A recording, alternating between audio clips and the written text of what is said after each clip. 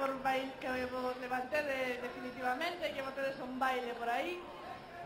Vamos a pasar a parte un pouco máis animada, un pouco máis festeira, e vamos a empezar esta parte con unha cantiga que a verdade que leva moitos anos con nós, porque foi aquela muiñeira de Oliveira que nos gravamos fai xa bastantes anos no primeiro disco dos gaiteiros Treixadura.